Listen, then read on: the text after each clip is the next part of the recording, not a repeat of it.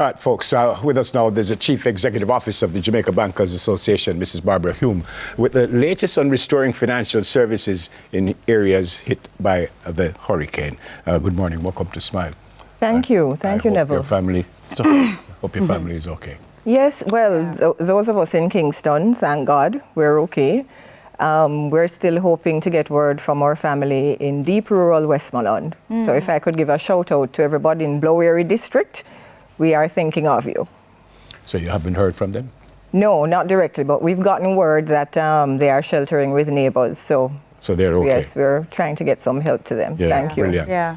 What's the overall role of your group, overall? Before you tell us specifically why you're here, but what's the overall? Right, so the Jamaica Bankers Association is we represent the interests of all deposit-taking institutions here in Jamaica.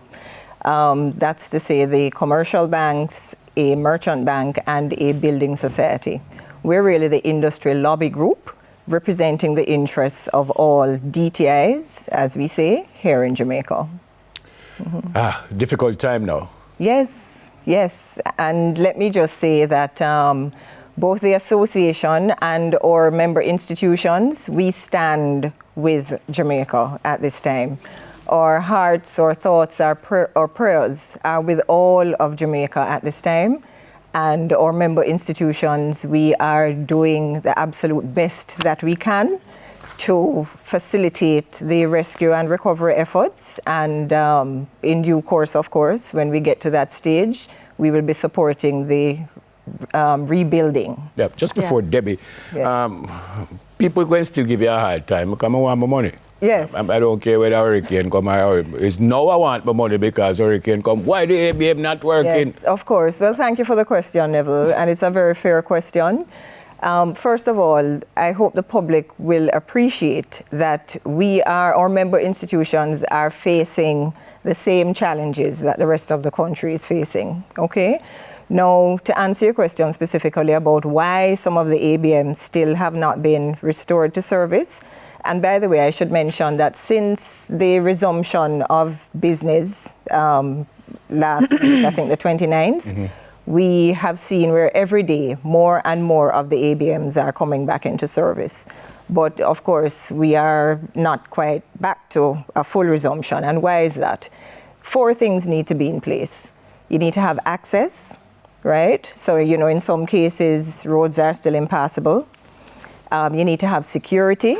But let's say that we can solve for that, right, by having the appropriate security arrangements.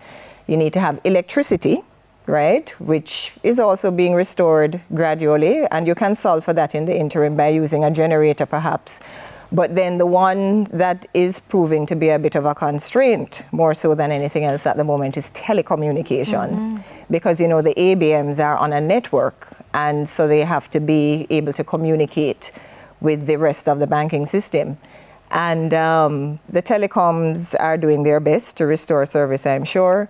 But as we would have seen, even sometimes when service has been restored, it's not consistent. So you may find the ABMs and the point of sale machines, unfortunately, going offline from time to time. Yeah, but Mrs. Hume, for the ones that are actually working though, there's some persons who have complained that it's out of cash. It's out of cash very quickly, right? In terms of servicing those that are actually working, how is that going in terms of getting the money back into the ABMs? Absolutely. Yeah. We are working with our service providers and, they're doing their best. They too have their constraints, but the demand for cash has increased significantly since the hurricane, as you would expect. And so sometimes, it takes a little bit longer than any of us would like for things to catch up. But please be assured that we're doing our best. Yeah. You were suggesting that you had to close some of them deliberately because of security. Yes. What does that mean? Yes, we had to do that because, believe it or not, even during the hurricane, in the height of the hurricane, we have camera footage showing people trying to steal entire ABMs or to vandalize them. Now, if I could use this opportunity to appeal to the public, please. That camera right there. Thank you. Please Jamaica treat the ABMs as a public utility, as a public service, because that is what they are. When one of these ABMs is taken out of service, clearly it impacts all the people who depend on it. So if you see anything that looks untoward where the handling of an ABM is concerned, please report it to the nearest police station or, to the bank if you're able to make contact. With your partners and your members, though, any consideration for, loan deferrals? Oh, absolutely. Thank you for that question, Debbie. Yeah? Our member institutions are all at this time looking at those options. Somewhat similar to COVID, we realize that this catastrophic event is going to have far-reaching implications for both businesses and individuals. And so our members are already turning their attention to such credit relief and forbearance as we will be able to afford our customers. And we are in active dialogue with the Bank of Jamaica about that as well. And would that serve all the customers or consideration for the affected parties? For the affected customers. Customers, right. So, I suppose at some level all of Jamaica has been affected because I kind of feel as though we're all suffering from PTSD right now.